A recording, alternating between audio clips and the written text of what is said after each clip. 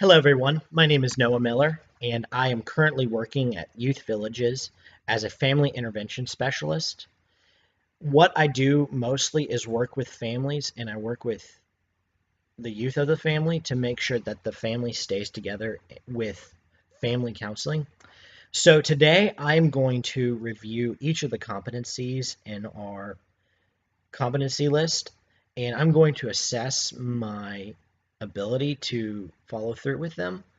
So without further ado, let's get started. So the first competency is demonstrating ethical and professional behavior. If I had to rate it on a scale of 1 to 5, I would have to say that I am between 3 and 4. I have had the opportunity to really demonstrate ethical and professional behavior by the accountability that I have within my job. I'm rated on my progress each month, and so that gives that push to be ethical in ethical practice and through all the classes that I've taken for my undergrad and at Union in the social work department. As I would say I would need growth in demonstrating ethical and professional behavior. I would say working on identifying those specific challenging areas that I have and assessing if they constitute as ethical, and if not, correct them. So moving on to the second competency, engaging diversity and difference in practice. This one is very easy for me because I grew up in a country outside of the United States. So I was thrown into that at a very young age where I had to adapt to that culture.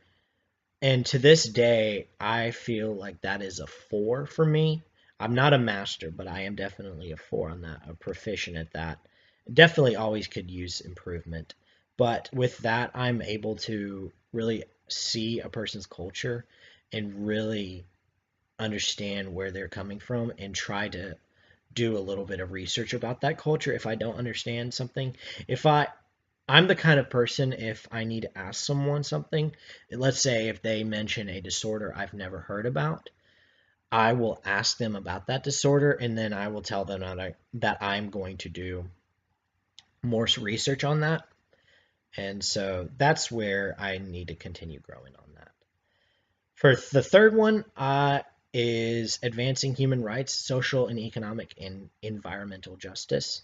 With the classes that I've had in undergrad, and starting to have here in grad school, I feel like this is a 3 for me because there are still things that I'm uncertain about for social work, economic justice, and maintaining environmental justice. I'm not entirely sure what it fully means to be environment environmentally just, but overall, I understand that we cannot be partial to a specific kind of person, and we need to work with everyone, treating them as equals, because that's the most important thing that anyone can do when working with a client is making sure that they're getting all their needs met, no matter what walk of life that they're coming from or social and economic status. For 4, engaging in practice inform research and research inform practice. This one is a 2, between a 2 and a 3 for me. It's emerging, but I always need a little bit more. I've always had a difficulty on researching information, and sometimes I like to go with the best answer that I might think without looking into the evidence-based practice first. And sometimes that is where I need to grow in my work there. For 5, engage in policy practice.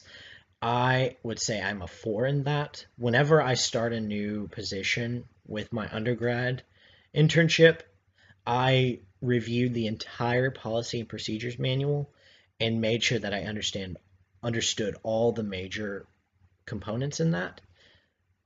And then I applied them to practice. The same thing when I started my position here at Youth Villages.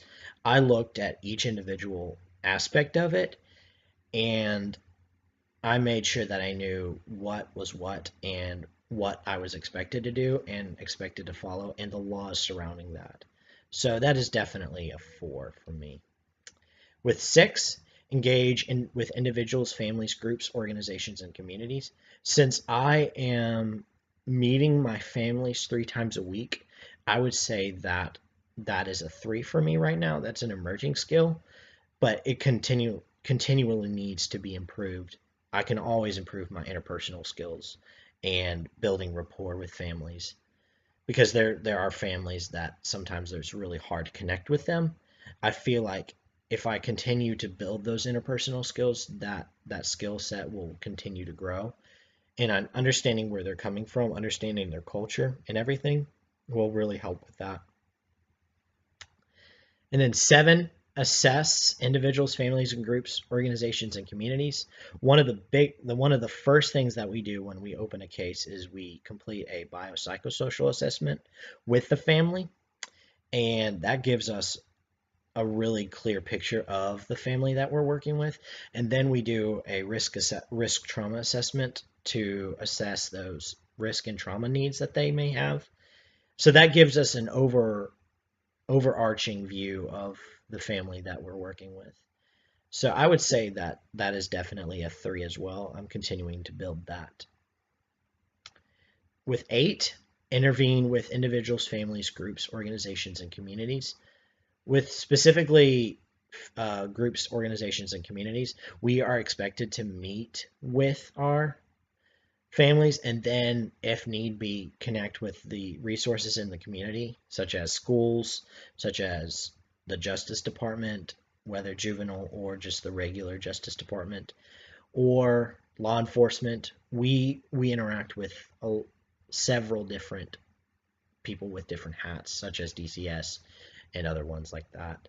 So I would say that's a 3 for me because that's something that I'm continuing to grow on, and it's something that I will feel like I will continue to grow for the rest of my life. So that's definitely a 3. For 9, evaluate practice with individuals, families, groups, and organizations and communities. I would say that this is also a 3. With each of these skills, the last 3 skills, these are the main focuses for our organization. So really getting down to working on these has been really helpful in building those skill sets.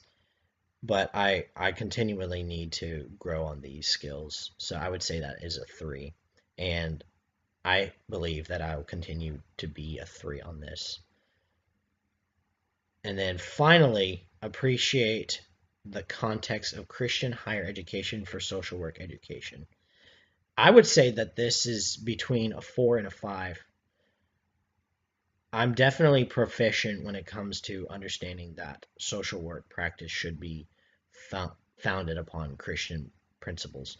Each of the ethics in the code of ethics supports biblical Christianity, and that is the cornerstone of who I am and my practice. While I don't share the gospel with every family that I work with, I strive to live in accordance to the scripture and in accordance to following the call of Christ to serve everyone equally. And so that is the model of my practice, and that is why I am a social worker. So overall, as a Christian social worker in a secular world, I would say that I am between a 3 and a 4. I would definitely say a lot of these skills are emerging. I don't think I lack the skills given the excellent education, that the undergrad education I received. So overall, I believe that this was a really good assessment.